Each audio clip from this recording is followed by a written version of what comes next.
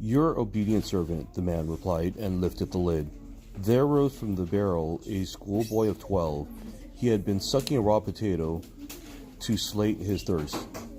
A patch of hair fell across his forehead in a yellow scribble. He had never been so cold, hungry, or miserable in his life. On the other hand, he'd never been so happy. He wouldn't have traded places with anyone. His pepper-black eyes were considerably brightened with the fever of adventure. He smelled of potatoes from head to toe.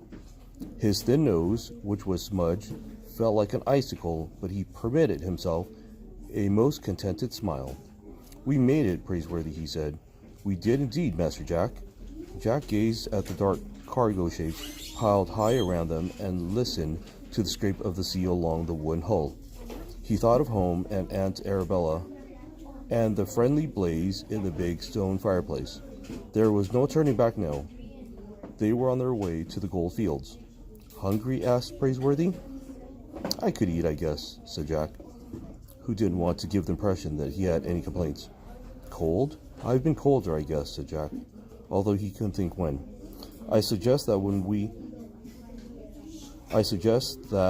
we see what can be done about improving our accommodations," said Praiseworthy, tapping his bowler hat firmly in place. "Shall we go?" "Go?" Jack replied. "Go where?" He fully expected to pass the voyage below decks with the cargo. He had read dire accounts of treatment handed out to stowaways on ships of the sea. "Why, to pay our respects to the captain," said Praiseworthy. "The captain?" The words very nearly caught in his throat. "But he'll put us in chains, or worse." "Leave that to me," said Praiseworthy, with an airy lift of an eyebrow. "Come along, Master Jack."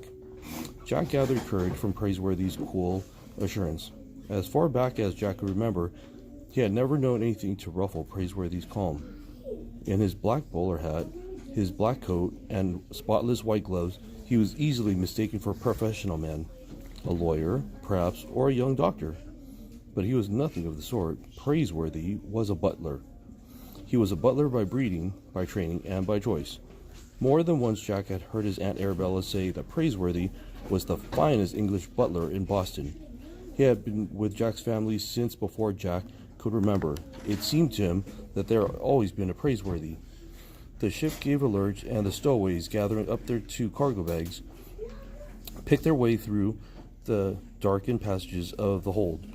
Jack saw barrels and smoked fish bound for San Francisco.